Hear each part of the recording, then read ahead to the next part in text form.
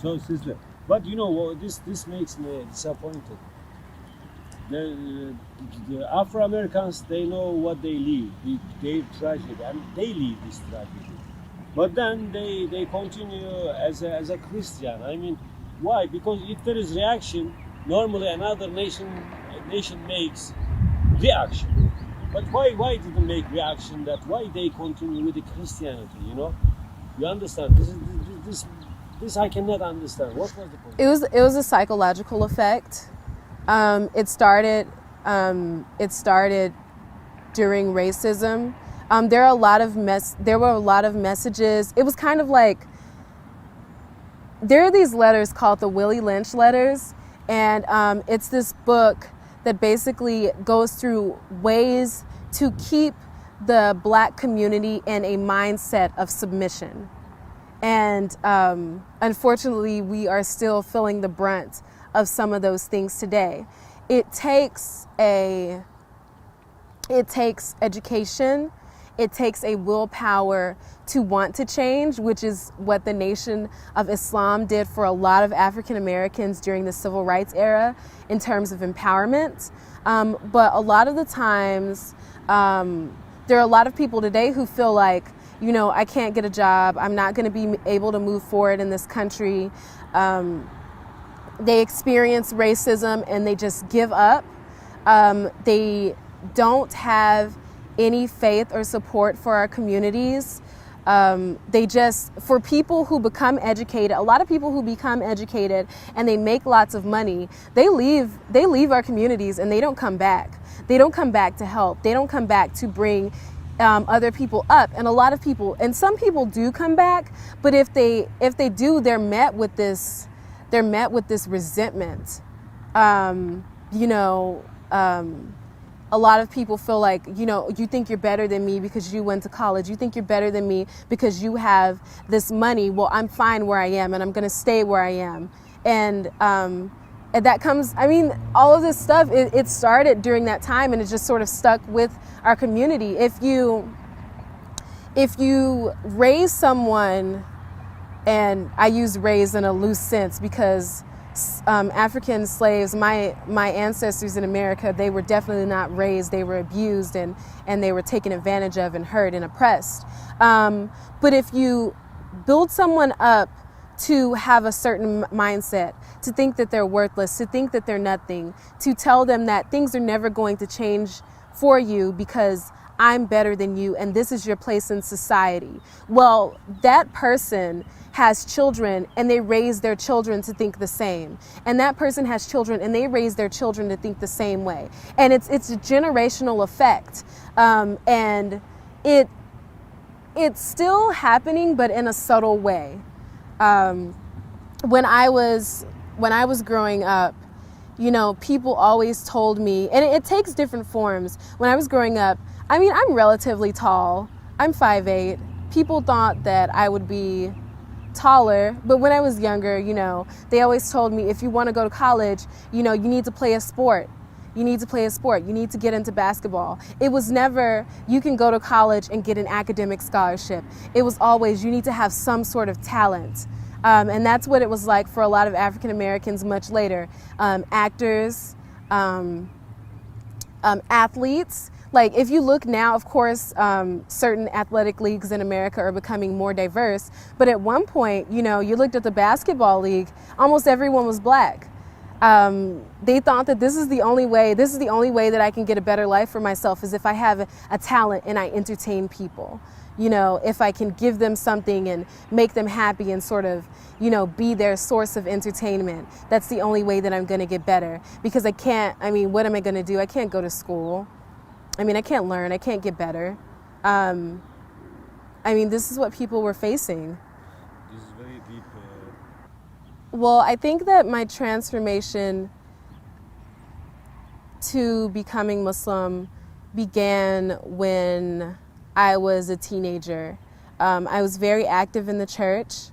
I believe that I was a pretty strong Christian. I studied. I was pretty inquisitive. I had a lot of questions. I actually got on a lot of the clergy members' nerves. I annoyed them because every Sunday I was like, I read about this, and can you tell me more about this? And they couldn't answer a lot of my questions. As I got older, I actually had a mentor, and her name was Yvonne, and her husband's name is Jose, and they taught me a lot spiritually. We used to have these conversations about spirituality and what it means to be Christian, and I became closer to God in that way, and I always thank them for that. I was in church, and I felt like I began to experience something different. I grew spiritually. I experienced this exponential growth in my spirituality, and I felt closer to God than I had ever felt before. But I would pray, and I would go to the altar, and I would worship God as a Christian, and I started to feel like there was a cap. Like I wanted to get closer to God. I felt like something was wrong. I wanted to get closer to God. I wanted to be closer to God. I wanted to learn more about Christianity. And I started to do something that I'd never done before. I would pray and I would prostrate to God. And instead of worshiping God through Jesus, instead of using an intercessor, I would worship God directly. And I had no idea that this is what people do in Islam, but I started to do it on my own, and it changed my life. And I did this up until I began to go to college, and I sort of had this newfound freedom, and I wanted to let go of some of the difficulties that I had in my past in the home, and I wanted to become a better Christian, but I also wanted to figure out who I was. And my first roommates in college, I had two roommates. One of my roommates was Hebrew. She was Jewish, very devout. She practiced the Sabbath every weekend. She read the Torah. She knows some Hebrew, and we used to have these in-depth discussions about religion. And then I had another roommate who was Catholic, and alhamdulillah, she actually is Muslim now. She said Shahada last year on Eid. But we would sit together and we'd have all of these discussions, and she would tell me, if you feel like you can't get closer to God, it's probably because you're worshiping Jesus. And I'd think about it, and I'd be like, oh, well, you don't know anything. I've always done it this way. It's not going to change. And she would tell me about how Judaism and even Islam, she would talk to me about Islam, and she would tell me, Muslims and Jews, we have these guidelines of how we live life.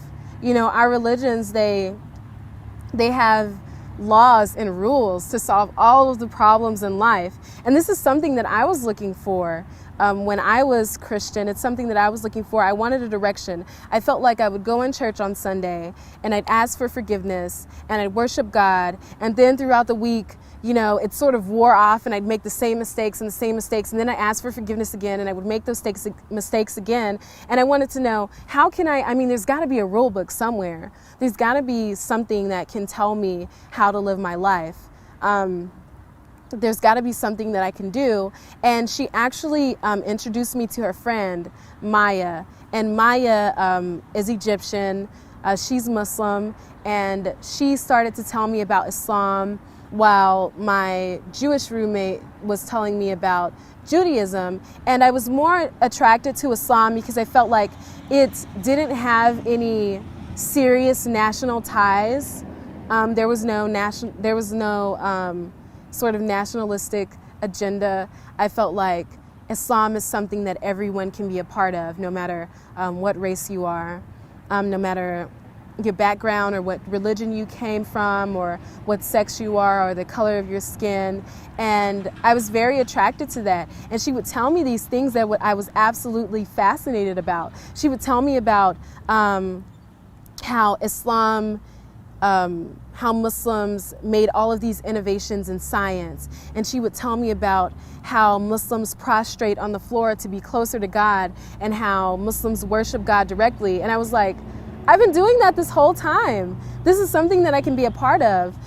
So I learned more and more about Islam, and I actually came to the mosque here because I feel like this mosque has been very influential in my development as a Muslim. I feel like I learned so much here, and I feel like I've definitely been accepted by a lot of people here, and I've grown as a Muslim through some of the programs that are here. And I actually came here. This is the first mosque that I had ever been to, and I met with the imam here, and I asked a lot of questions, and there were some things that I didn't understand because I wasn't Muslim, and I felt like I was going to be a little arrogant and challenge all of these things and find out the true story. But alhamdulillah, I became Muslim. I said Shahada. I didn't say Shahada in the mosque. I was a little intimidated and afraid. I was like, people are going to be hugging me, and I just don't know how I feel about that, saying it on a grand scale, because then everyone will know. So I said it at my university. I had a witness, and I said it there, and I felt, I didn't feel this huge change internally. I just felt like, okay, now it's time to get to work. I have a lot that I need to do. I have a lot that I need to learn. So I went home and I read Quran. And that's when, after I said Shahada, I began to face a lot of challenges that I think a lot of converts go through.